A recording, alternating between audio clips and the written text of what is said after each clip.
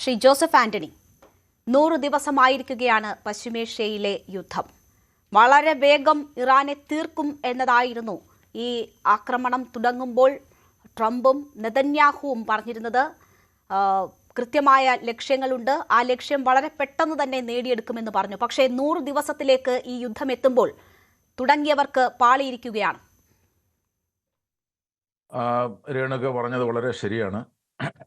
4 ആഴ്ച കൊണ്ട് അവസാനിപ്പിക്കും എന്ന് പറഞ്ഞുകൊണ്ട് ഡൊണാൾഡ് ട്രംപും നെതന്യാഹുവും ഇറാനെതിരെ ആരംഭിച്ച നിയമവിരുദ്ധമായ യുദ്ധം ഇപ്പോൾ 4-ാം മാസത്തിലേക്ക് കടന്നിരിക്കുകയാണ്. അങ്ങനെ സംഭവിക്കാനുള്ള കാരണം ഒന്ന്, ഇറാൻ എന്ന് പറയുന്ന രാജ്യത്തിൻ്റെയും പശ്ചിമേഷ്യയുടെയും രാഷ്ട്രീയ യാഥാർത്ഥ്യങ്ങളെ ശരിയായ തരത്തിൽ വിലയിരുത്തുന്നതിൽ അമേരിക്കൻ ഭരണകൂടത്തിനുണ്ടായ പരാജയമാണെന്നാണ് നമുക്ക് മനസ്സിലാക്കാൻ കഴിയുന്ന കാര്യം.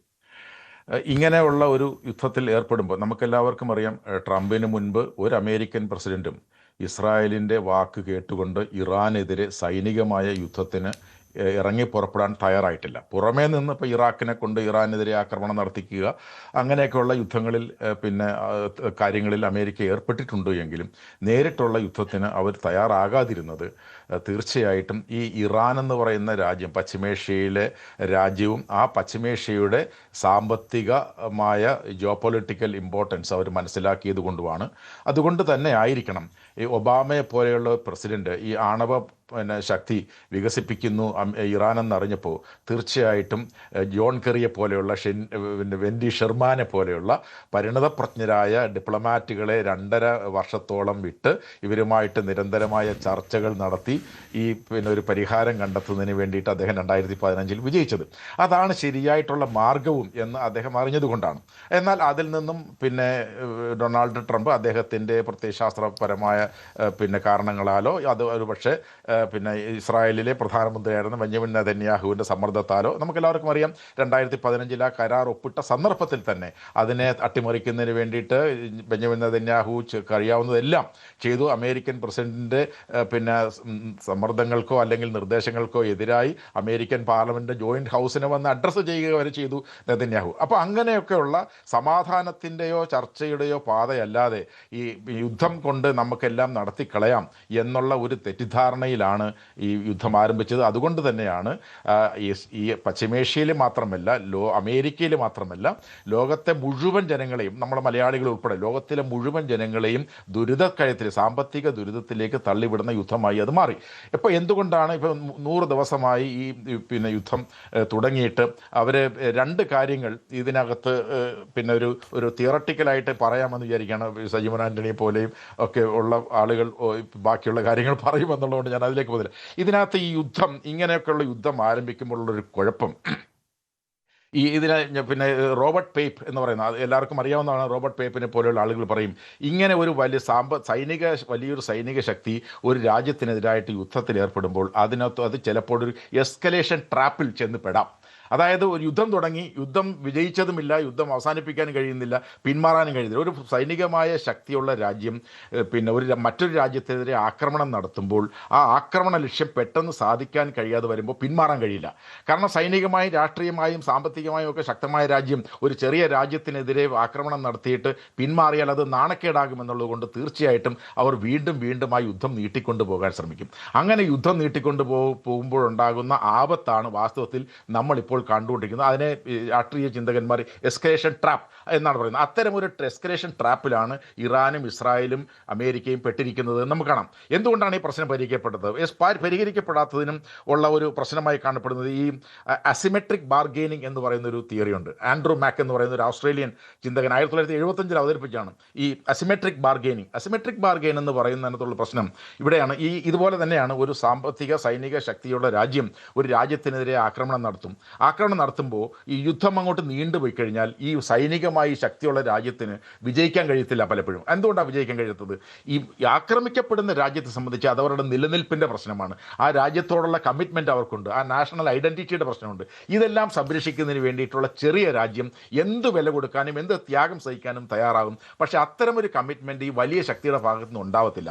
അതുകൊണ്ട് പലപ്പോഴും സംഭവിക്കുന്നത് ഇത്തരം ആ യുദ്ധങ്ങൾ അവസാനിക്കുന്നത് ദുർബലമായ വിശാലമായ രാഷ്ട്രത്തിൻ്റെ നേട്ടം കൊയ്തുകൊണ്ടായിരിക്കും അവസാനിക്കുക എന്ന് ഈ പറഞ്ഞ ചിന്തകന്മാർ പറയുന്നുണ്ട്. അപ്പം ഞാൻ പറഞ്ഞു വരുന്നത് ഇതാണിപ്പോൾ നമ്മൾ കണ്ടുകൊണ്ടിരിക്കുന്നത്. കാരണം യുദ്ധം നാളെ അവസാനിക്കും, ഇന്ന് അവസാനിക്കും, 90% ശരിയായി, 95% ശരിയായി, ഇതാ അടുത്ത ദിവസം ഞങ്ങൾ പ്രഖ്യാപിക്കും എന്ന് പറയുന്നുണ്ടെങ്കിലും ഇത് പറയാൻ കഴിയാതെ പോകുന്നതിൻ്റെ കാരണം യുദ്ധം തുടങ്ങിയ രണ്ട് രാജ്യങ്ങൾ, ഇസ്രായേലിൻ്റെ അമേരിക്കയുടെയും ലക്ഷ്യങ്ങൾ രണ്ടാണ്. കാരണം ഇസ്രായേൽ എന്ന് പറയുന്ന രാജ്യത്തിൻ്റെ ലക്ഷ്യം എന്ന് പറയുന്നത് ഇറാൻ എന്ന് പറയുന്ന രാജ്യത്തെ ഇല്ലാതാക്കുക എന്നുള്ളത് തന്നെയാണ് അവരുടെ അന്തിമമായ ലക്ഷ്യം. എന്നാൽ ഈ അമേരിക്ക എന്ന് പറയുന്ന രാജ്യത്തിന് ഇറാൻ എന്ന് പറയുന്ന രാജ്യത്തിനെ ഇല്ലാതാക്കുക എന്നുള്ള ലക്ഷ്യമല്ല, ഇസ്രായേലിൻ്റെ താല്പര്യങ്ങൾ സംരക്ഷിക്കുന്നതിന് വേണ്ടി അവരെ സഹായിക്കുക എന്നുള്ള ലക്ഷ്യമാണ്. അപ്പോൾ അതുകൊണ്ട് ആ ഒരു കാര്യം ഏതാണ്ട് നേടി എന്ന് അമേരിക്ക തിരിച്ചറിഞ്ഞുകൊണ്ട് പിന്മാറാൻ ശ്രമിക്കുമ്പോൾ ഇസ്രായേൽ എന്ന് പറയുന്ന രാജ്യവും അമേരിക്കയിലെ ഇസ്രായേൽ ലോബിയും തീർച്ചയായിട്ടും അതിൽ നിന്ന് പിന്മാറാൻ ഡൊണാൾഡ് ട്രംപിനെ അനുവദിക്കാത്തൊരു സാഹചര്യത്തിലാണ് നിൽക്കുന്നത്. നമുക്ക് എല്ലാവർക്കും അറിയാം, വളരെ തീരും, ഇപ്പോൾ നാളെ യുദ്ധം അവസാനിക്കുമെന്ന് പറഞ്ഞുകൊണ്ട് അദ്ദേഹം ഒരു കരാർ കൊണ്ടുവന്നു. ആ കരാറിലെ പ്രധാനപ്പെട്ട പ്രശ്നം, അദ്ദേഹത്തിൻ്റെ ഡിമാൻഡ് ഹോർമുസ് കടലിടുക്ക് തുറക്കുക എന്നുള്ളതായിരുന്നു. ഹോർമുസ് കടലിടുക്ക് തുറന്നു കഴിഞ്ഞാൽ ഈ പ്രശ്നം അവസാനിപ്പിക്കാം എന്നൊരു നിർദ്ദേശം വന്നപ്പോൾ പിന്നെ നമ്മൾ കണ്ടത് എന്താണ്? അതല്ല പ്രധാനപ്പെട്ട ആവശ്യം, ഇറാൻ്റെ ന്യൂക്ലിയർ പദ്ധതി അവസാനിപ്പിക്കുക എന്നുള്ളത്. നമ്മൾ ABCD എന്ന ഉള്ള ഒരു 4 അക്ഷരം കൊണ്ട് നമുക്ക് നിർവചിക്കാവുന്ന കാര്യമാണ്. പിന്നെ ABCDയിൽ നമ്മൾ തിരിച്ചു പറഞ്ഞാൽ denuclearisation, change of regime, ballistic missile programme and this atomic പിന്നെ പവർ. ഇങ്ങനെയുള്ള 4 കാര്യങ്ങളിൽ നമുക്ക് ഈ ഇറാനിന് എതിരായിട്ട് ഇവർ ആക്രമണം നടത്തിയതിനെ നമുക്ക് വിശേഷിപ്പിക്കാൻ കഴിയും. പക്ഷേ ഈ 4 ലക്ഷ്യങ്ങളിൽ ഒന്നും തന്നെ വാസ്തവത്തിൽ ഇതുവരെ നേടാൻ കഴിഞ്ഞിട്ടില്ല. ഈ 100 ദിവസം ഒരു ഏപ്രിൽ 8 വരെയുള്ള ആക്രമണം, അതിനുശേഷമുള്ള ചർച്ചകൾ, ഇതിലൂടെയൊന്നും നേടാൻ കഴിഞ്ഞിട്ടില്ല. അതാണ് നമ്മൾ കാണുന്ന ഒരു ഡിലമ. അതുകൊണ്ട് എന്ത് സംഭവിക്കുന്നു? ലോക സമ്പദ് വ്യവസ്ഥ ഓരോ ദിവസം കഴിയുന്തോറും അമേരിക്ക സമ്പദ് വ്യവസ്ഥ, ശ്രീ സൈമൺ ആന്റണി ഉൾപ്പെടെയുള്ളവർക്ക് അറിയാം, എനിക്ക് തോന്നുന്നത് ഞങ്ങൾ വായിക്കുന്ന വാർത്തകൾ ശരിയാണെങ്കിൽ ഒരു ഗ്യാലൻ ഗ്യാസലിന് ഏതാണ്ട് $5 വരെ കൊടുക്കേണ്ട സ്ഥിതിയിലേക്ക് കാര്യങ്ങൾ എത്തിയിരിക്കുന്നു. അമേരിക്കക്കാർ എണ്ണ മറ്റുള്ള ആശ്രയിക്കുന്ന രാജ്യമല്ല.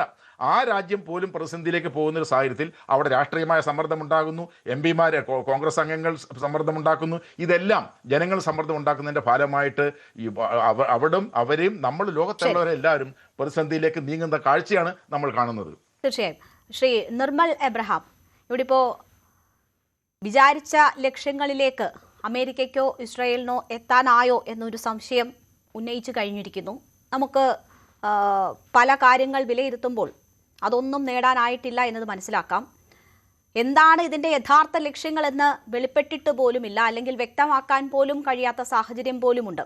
ഇവിടെ 100 ദിവസം പിന്നിടുമ്പോൾ എന്താണ് നമ്മൾ യഥാർത്ഥത്തിൽ കാണുന്നത്? ഇറാന്റെ ചെറുത്തുനിൽപ്പാണോ കാണുന്നത്? കഴിഞ്ഞ ദിവസം മുജ്തബ ഖമനയുമായി ഒരു സമാധാന കരാർ ഉണ്ടാക്കിയാൽ ചർച്ചയ്ക്ക് തയ്യാറാണ് എന്ന് പറയുന്ന ട്രംപിനെ നമ്മൾ കണ്ടു.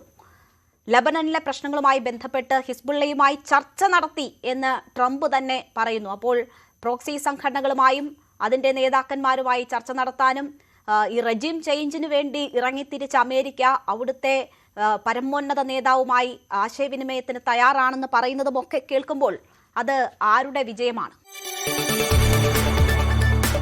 കൂടുതൽ വാർത്തകൾക്ക് news 18 Keralam YouTube channel subscribe ചെയ്യുക.